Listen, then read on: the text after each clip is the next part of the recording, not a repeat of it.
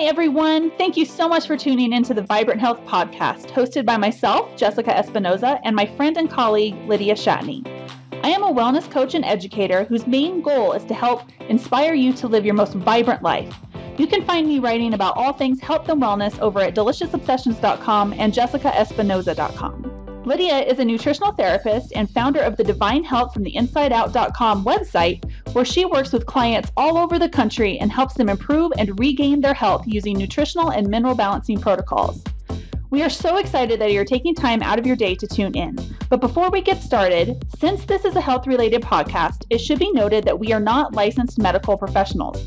The information and advice provided in this podcast is not intended to diagnose, treat, or prescribe for any illness or health issue and should not be construed as medical advice. You should always consult with your medical practitioner before making any changes to your diet, supplementation, medication, or lifestyle. Now, on to today's episode. Thank you for tuning in. Let's get this show started. Hello, everyone. Welcome to episode number 32 of the Vibrant Health Podcast. We're so happy to have you join us today for another show. And today we're talking about something sweet, or not so sweet actually, and that is sugar cravings, which I'm pretty sure is something that almost everybody listening to this episode can relate to. So we're going to get into the nitty-gritty of all of that fun stuff. But before we start, hey Lydia, how are you doing on this lovely day? I'm doing good. Good. It's I'm ready. I'm kind of ready for spring. I don't know. I mean, I can't really complain too much. We've had a pretty mild winter. It's been a weird winter. Pretty weird weather patterns over here in the East Coast, but I'm ready for spring. You know? That's funny. Yeah, I can totally see that. I love the change of the season. So I do too. Usually, except for summer, if we could just skip from spring to fall, that would make me happy. And then maybe even just skip from fall to spring and just rotate between the two. That'd be cool. Our summers have been so mild lately. They've been really nice. So I've been enjoying them. So, good time. Yeah, so this topic is something we, like Jessica said, everyone can relate to. And honestly, I wanted to talk about it today because I've been getting so many clients. They're like, oh my gosh, I've been craving sugar and I can't, what can I do? Help me. And it's been rearing its ugly head for many people lately. So I thought, hey, let's talk about this and get some information out there. Or maybe even remind people who are already informed of some things because, we can kind of just get busy with life and sort of forget what's going on and why maybe this has come about or something. So, and for those who maybe know nothing and they're ready to start making changes, this is going to be good for you too. Absolutely. All right. So, yeah, let's dive into the nitty gritty. Let's talk about just all things sugar. Well, there's a couple little did you know facts here that I want to share really quick because I think they're kind of cool. And they're just the nerd in me that likes this kind of stuff. And it kind of helps you understand how your body works. So hormones and neurotransmitters are actually involved in appetite control, and they act on our hypothalamus gland. This is a part of the brain that will govern your feelings of hunger and fullness. And it acts as the master switch that tells us to eat more or to put the fork down. And it does this by collecting and processing information from the digestive system, our internal biological clock, our fat cells, stress controlling mechanisms, and other sources within the body. And when this becomes off, it's because of several issues, and it could be dysbiosis in the gut, and that could be related to imbalanced gut flora for one thing. And because of that issue, many people will have sugar cravings to feed, maybe candida or just because you don't have appropriate mechanisms in place in your gut. An imbalance in blood sugar, which is super common, and there's a lot of reasons why, and it can cause, anxiety, irritability, and mood swings. And a lot of people will crave sugar when they have this imbalance, and it can be really wicked severe sometimes. And even if you're eating like a clean diet or you're rather healthy and all of a sudden you have this wicked sugar craving, you're thinking, what is going on? So, understanding that when you get anxious or irritable or have these mood swings, there's a role that our blood sugar plays in that. And then the more you eat sugar, the worse your cravings can get. Yes. Did I even need to say that? Addictive. I don't know. I know. I think we need to have it reiterated, though, because I don't think people really understand how addictive sugar can be. And it's in everything. Even it's in stuff that's not even sweet. So if you're eating, even if you're eating a clean diet, but you're maybe eating some quote unquote healthier convenience foods, like maybe some crackers or chips or stuff like that, even if they're like healthy, quote, paleo chips or something, there could potentially still be some hidden sugar in there. Sure. In coconut sugar, maple syrup, all that sugar. It's not just the high fructose corn syrup, and it's not just cane sugar and things like that. It's all sugar. Mm-hmm. Now, I'm not against sugar, as a whole. Like, I don't want to be an extremist here or anything, but, I think it's important to take a step back and take a look at it, because it is, so, like you were saying, it can be like this massive snowball effect. Life gets busy, we're like, it's maple syrup, it's molasses, and that's fine, and that's great that you're making better choices, but it's so easy to fall into the trap of, what the heck, I don't do it normally, blah, blah, blah. And we all do it, we all rationalize, and there's no guilt in it. It's just we all also know often, too, those of us who are looking towards gaining our health back or staying healthy, that it can rear its ugly head if we fall, down that trap and go down the snowball hill there, so to speak. And so anyway, so there's a lot to kind of think about, talk about, and maybe even this could be a way for people to kind of take a step back. And sometimes we even get to the point of resistance where we're like, okay, I know, I shouldn't eat sugar. I know, but I don't care. But I do care, but I don't want to stop. So I get that, and today we're going to talk about all kinds of stuff to kind of reopen the floodgates of your mind and maybe give you some food for thought and some steps to take, too. Awesome. I think it's pretty interesting to understand how sugar cravings impact our mood and vice versa, and that is pretty big deal. And the cravings alone can make people feel really crazy. I totally get that.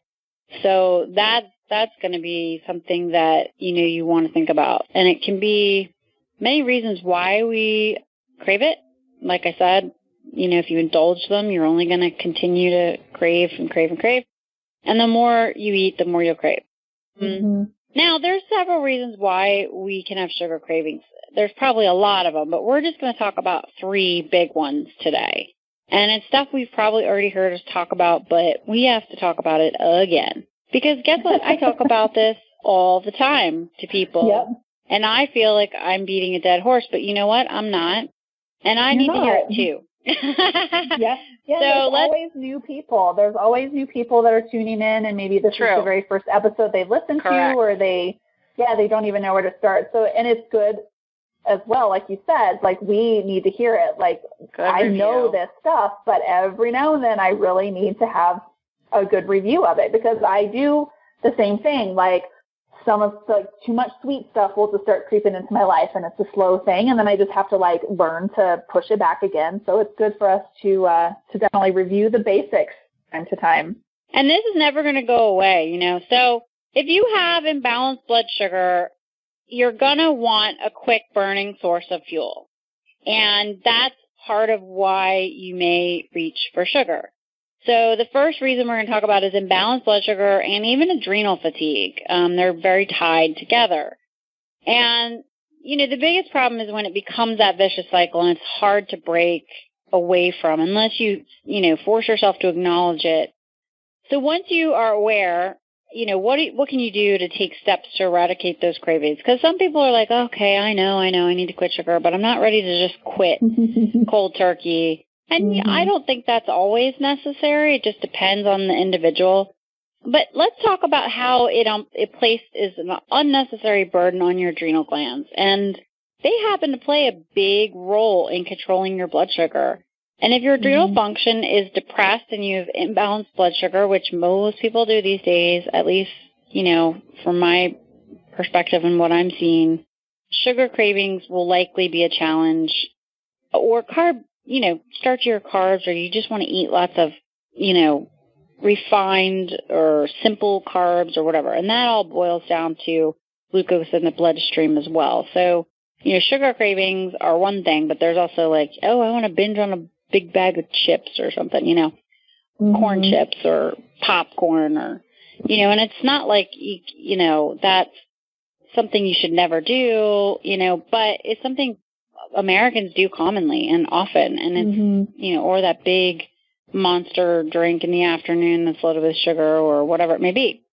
So instead of reaching for the sugar first, remember sugar, think about it as, okay, what my body really wants is energy.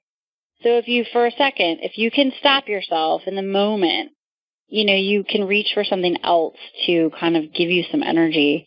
And it could be, some protein or maybe some fat or a healthier snack and see if it helps you.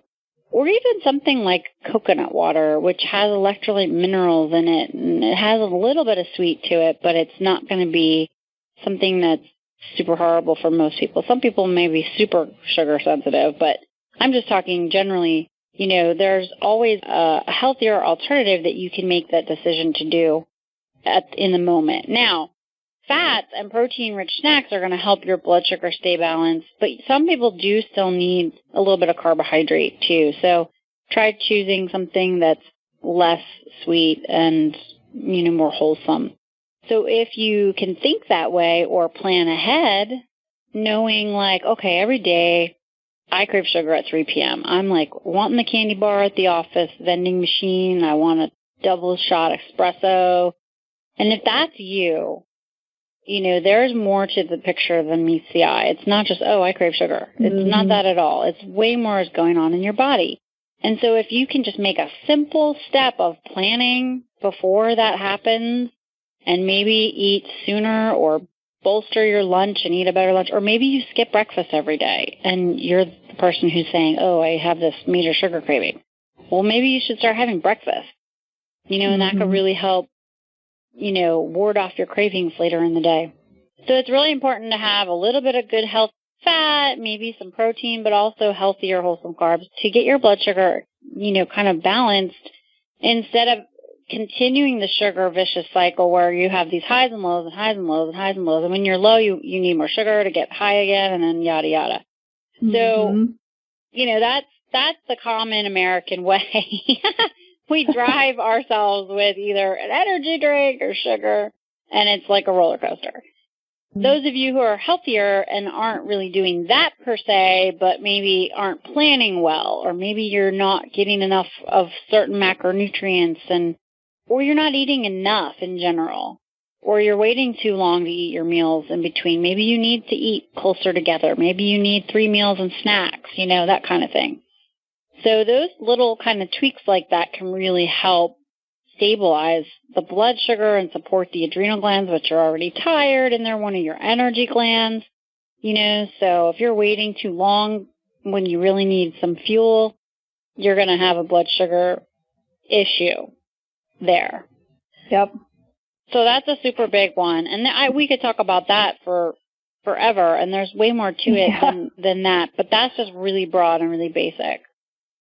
The second reason is likely imbalanced brain chemistry.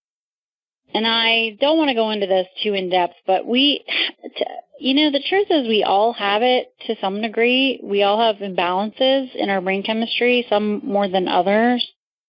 But one question to ask is, when you're craving sugar, is it because you are seeking pleasure? Are you looking to that sugar to make you feel good versus, the other thing I just talked about being your energy, looking for energy? And I think that this is important because sugar really does fill a need for pleasure that many people in modern America are not getting. And there's a lot of reasons why we have imbalanced brain chemistry to begin with, so many reasons.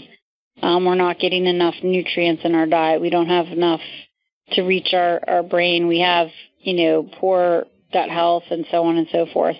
And when you have low blood sugar, your brain is going to be struggling too. So lack of sunshine, even in the winter, sometimes for people can be, a piece of it, or even lack of protein, adequate protein and the ability to even assimilate the protein that you're eating, because we get amino acids from protein, which then create our neurotransmitters.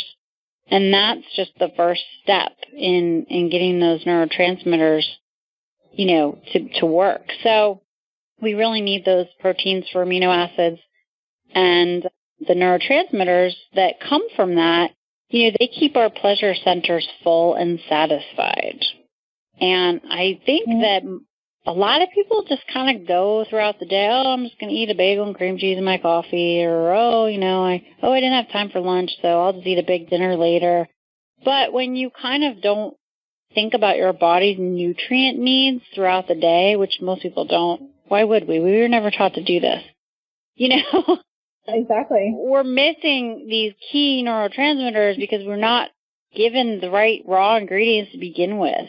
And so then we get into these habits of the regular use of candy, refined sugar, other sweets, carbohydrates, and they have a strong impact on your brain chemistry. And then they interfere with the receptors in the brain for neurotransmitters.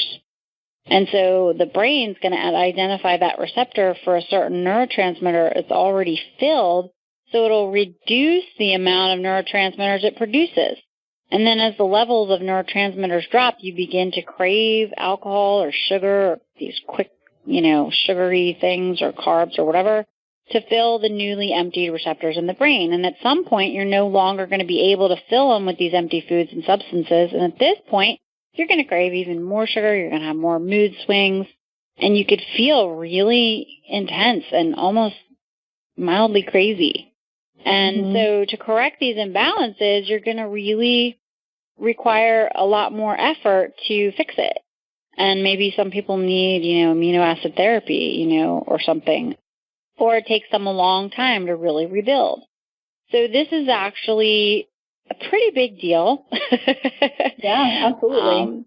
And, so my best tip would be, okay, in light of the two that I just talked about, you want to get up in the morning and eat a healthy breakfast and include some protein, some healthy fat, and maybe some vegetables or, less, refined starches than we are as a culture. And then, hey, maybe you need to pack a snack in between your breakfast and lunch, because maybe your lunch break might not happen at work or go long, or you get busy and you can't really sit down and eat a good lunch. So maybe, hey, take a couple snacks with you so you have something, so you're not waiting until dinner. Make it an important part of your life, because if you don't, you're going to feel like crap, and it's going to be hard to recover from. So if you think that you have no control over your schedule and it's busy, oh my gosh, I just don't have time for lunch, well, guess what? You have some control. You can take beef jerky and you can leave it in your purse. And I do that. I have beef jerky in my purse all the time. At least it's something, right? Or there's some great, like those little coconut water packs, or, maybe some plantain chips, or, there's tons and tons of awesome beef jerky bars and things that even have like some dried cranberries or a little more fat or something like that. So there's something out there for everyone. And all you have to do is add it to your shopping list when you buy food anyway.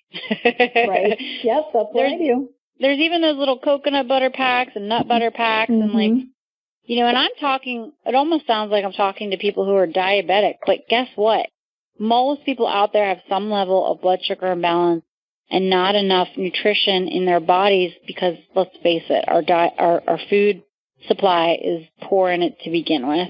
And if you're not eating a super nutrient-rich meal, diet, you're going to be missing out on some of this stuff. So anyway, so it is something that anyone and everyone can benefit from, because you don't want to get to the point where your doctor's saying, hey, you're pre-diabetic.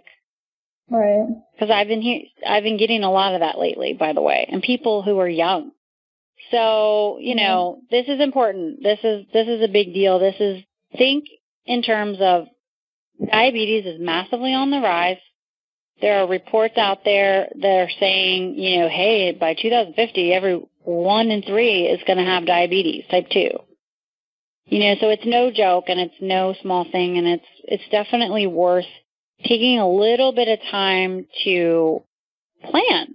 It's just a little bit of planning, and then create a little bit of a habit. And then once you create that habit, if you fall out of it, it's easier to pick it back up and keep going with it again. And, Yep. So, and then some people, a lack of adequate fat in the diet to really satiate, nourish, and help with cravings and balance hormones can exacerbate the problem. And, that's a big deal too. So if people are eating like a lot of refined foods and the crappy bad fats that are in them, and they're not getting really good fats that nourish the hormones and cells, and it's a problem. So this is all stuff that you want to think about. Am I eating healthy fat? Am I getting enough healthy fat? Am I eating good quality protein throughout the day? Am I overdoing it too much? Can I cut back a little? Can I try to add more of one of these things in to crowd out the bad choice? That kind of thing. Mm-hmm. If you really like the information about the neurotransmitters and how, balancing blood sugar and dealing with sugar cravings affects your mood and all of that, a really great book to read is called The Mood Cure by Dr. Julia Ross. So that's a pretty great read if you want to read more and kind of get really some awareness and education about this topic specifically. And, it really will impact our mental health big time. And that's something that's on the rise too. I'm just full of good news over here, aren't I? I know. Sorry. But seriously, it's just really a matter of mind shift, a little bit of education. It doesn't have to be complicated and hard, really. It doesn't. Mm-hmm. But the long run of not making a change now, it can be very regrettable to end up in this position of, having diabetes, having all these illnesses that you could have maybe put a little effort towards trying to help ward off. So this is something that we have total control over in our lives, what we put into our mouths. So it's something that's worth thinking about. Yeah, you don't have to be part of the statistic. You can choose to not be part of it. So totally, we have the power to determine a lot with our health. Yep, we totally do. And then the last reason is gut health. And this is like a huge, vast topic that I really just want to kind of quickly talk about in regards to sugar cravings, because it really can be due to gut dysbiosis. And, everyone has some level of that today. We all have some level of digestive dysfunction. Many people will have a need for hydrochloric acid, which breaks down your proteins to help you get your amino acids to make your neurotransmitters to begin with. So even if you are eating protein, you may not be doing, assimilating it well. Maybe you need more pancreatic enzymes to break down your food. Maybe you have some hidden food allergies or possible yeast overgrowth, such as candida. And one of the things that can kind of snowball all of these health concerns to begin with, or health problems to begin with, is, starting out on a high sugar diet or, excessive sugar diet to begin with. And I'm just going to put this out there. I grew up on a processed food, maybe semi-homemade food diet, and I ate cereal and lower fat milk and drank orange juice, and that was like my breakfast. Then I had mostly sugary things in my lunch, and then dinner was like, whatever. We ate a lot of pizza, we ate a lot of junk, drank a lot of soda, I'd go and buy candy, and I know it's worse now. It's worse now than when I was a kid. Mm-hmm. And I'm 41, and the generation before me probably had it less, but now it's just getting worse. So I'm not blaming sugar for all our problems, but let's get honest and real and look at how big of a problem it really is and say that it's not helping anyone. And it's definitely going to snowball any gut issues that are there to begin with. And this is one thing that it can just feed into the gut dysbiosis and perpetuate it even more. And this is something that Jessica is super passionate about and is going to be starting up, her 21-day sugar detox to help people with this very thing. And that's a great thing for many people, especially with support and with other people. It can be really motivating to do. It can be really hard to wrap your mind around, like, holy crap, how am I going to go 21 days with, like, no sugar for real? Seriously, that's where we're at, man. Yeah, absolutely. Absolutely. But that experience in and of itself is profound to try and do. Not to say that everyone has to never eat sugar again in their whole entire lives, but doing the 21-day, it takes 21 days, they say, to make a habit, right? And you do something like this, it can really show you so much. You just can't even know until you try it. It can teach you so much about your body, how you feel without it, how it was really making you feel, and you had no clue. And so I'm not saying everyone's probably ready for something like that, but it's something to think about and to try to maybe get your head around the idea of doing at least once. And if not, there, sometimes just a basic elimination diet, and some of them out there are really great, just starting on even a basic paleo template or doing a Whole30 or something like that. But anyone can get out there and get on a good probiotic, find out if you need some broad digestive enzymes. These are things that can start to help. And just adding those in alone could really help you reduce your sugar cravings a bit and help you kind of move forward in that and kind of really be able to better tackle all those cravings. B vitamins are great too, and a broad, good B complex is awesome for anyone. I'm not going to specifically tell you which one to take because I can't do that, but it's a great option for many people. So getting the sugar out of the diet is going to be the first step to kind of recovering, but some people may need to do it in phases. So I have a really great post on my blog of how to ditch processed foods and sugars and stuff. So check that out. It teaches you how to switch from all the refined stuff to healthier choices that actually have some minerals and some things in them that give you a little benefit, which is huge for us to process sugar to begin with. We need those minerals. Yeah, that's awesome.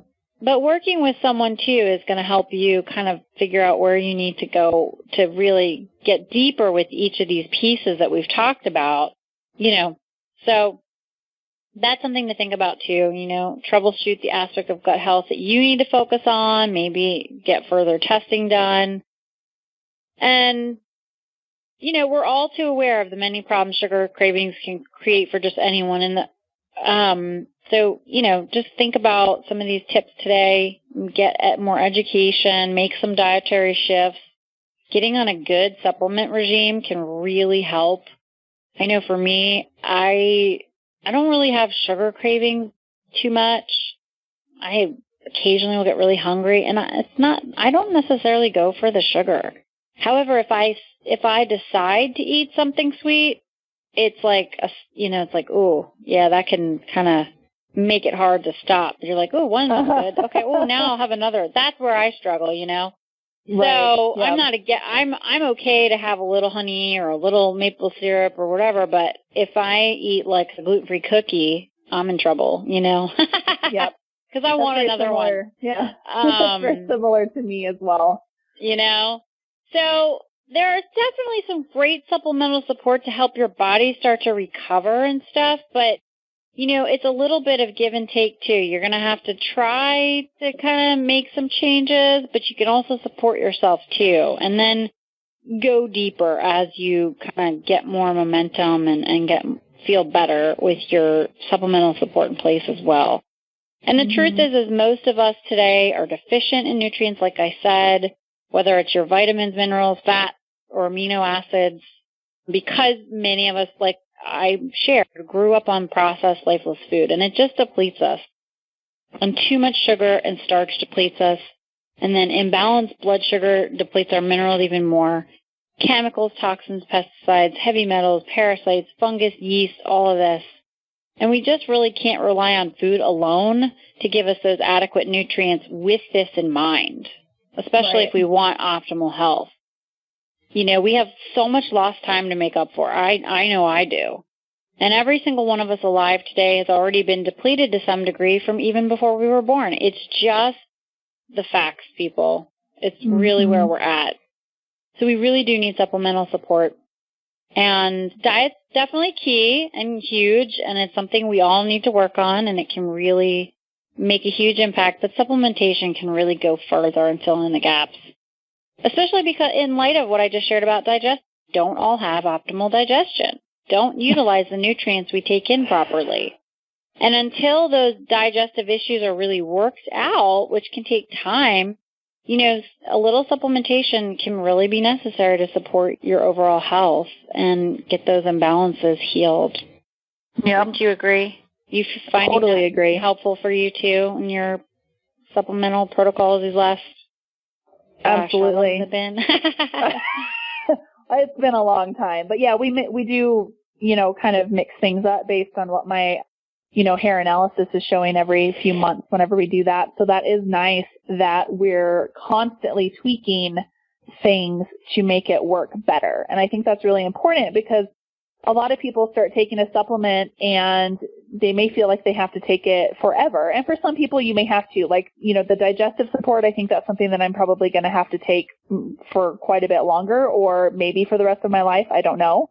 But there may be some things that you have to take continually, but there may be some things that you rotate in and out, or that you may only have to take for a certain point until your health recovers to a new point, and then you try to change things up. So that's why I really like the hair analysis too, because we're constantly mixing things up based on what we're seeing on my lab work. So that's really helpful. And yeah, I think the supplementation is a big key as well. And then I'm glad that we touched on the brain biochemistry as well, because for me, my sugar issues have been emotional. I think they've been more emotional than anything else, any physical. It's been comfort. You know, I eat when I'm stressed, or I crave sugar when I'm sad, or I'm upset, or things aren't going well, or something like that. So mine have been kind of emotional cravings, and the supplementation has kind of helped soothe that as well. And just knowledge. Knowledge is power. The more we know about how our body works and how sugar impacts our health, or how any kind of nutrient in general impacts our health, we can just make better decisions moving forward. And that can, you know, play a really big role in our overall health. So. Yeah. So, supplements can really be such a lifesaver in this day and age. And anybody could use some good B vitamins for energy production, carbohydrate metabolism, and so much more. And then, again, I'm going to say it again, people who eat a lot of sugar and starch and refined food are going to lose their minerals. They're going to excrete right through your urine. And, this doesn't help with the fact that we already barely have any in the food and the soil. So mineral supplements are going to be super key. And I can't tell anybody here what to take. But I do want to mention that, magnesium is a big one. And, you may have heard that it takes a lot of magnesium to actually process or deal with every gram of sugar that comes into the body.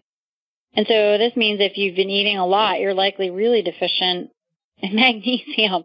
So it's really critical to supplement with magnesium. Yeah. And, I don't recommend broad supplementation across the internet through this podcast because it's not doable really. But magnesium is one that could be an exception to that rule there because it's so critical. Now, there's going to be a lot of nuances and specifics around your individual needs when it comes to magnesium. So I just caution you, if you go out and start to supplement, that you do so slowly, and maybe even better, get somebody to help you figure this out. But it is very good to take some magnesium to rebuild your stores. And then I also recommend transdermal approaches such as magnesium oil or spray, or the gel, or baths with magnesium chloride flakes. And we had done a recent podcast about magnesium a bit, so please check that out if this is something that's new to you and you want to look into it more, check out our podcast and get some more information before you just dive in and go take a ton of magnesium. Right. Please don't do that. I'm going to say it again. If you start taking magnesium, please do some research and just be careful and go slow.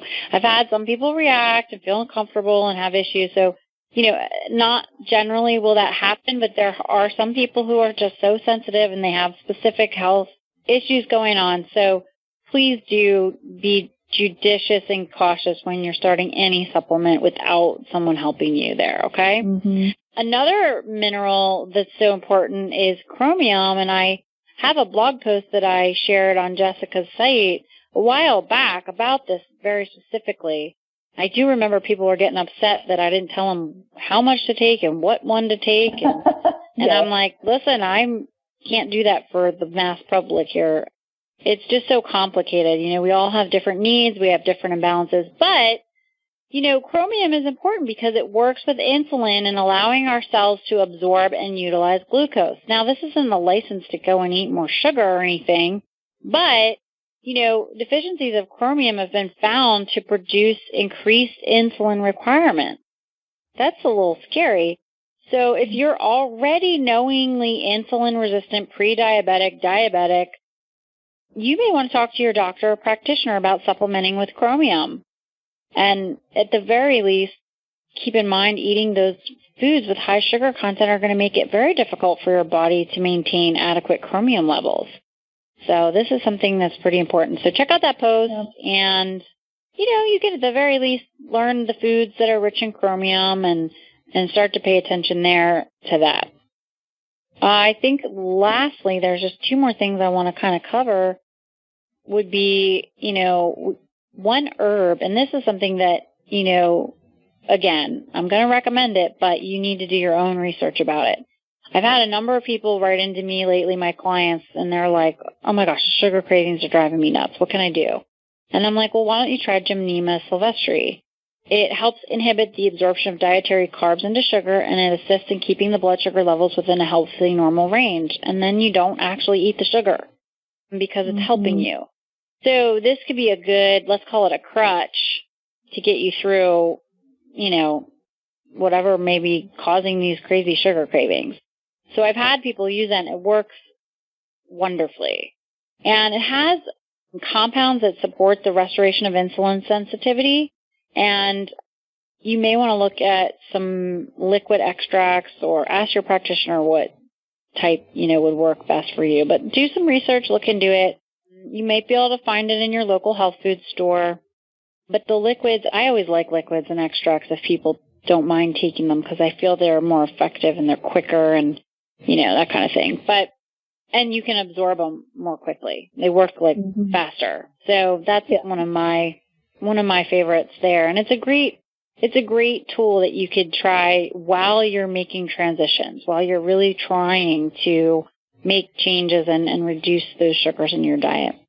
And you might not need it for very long. It's kind of like, putting on training wheels, you know what I mean? Mm-hmm. But the goal is always to have a habit formed where you're, avoiding the vicious cycle of all that sugar.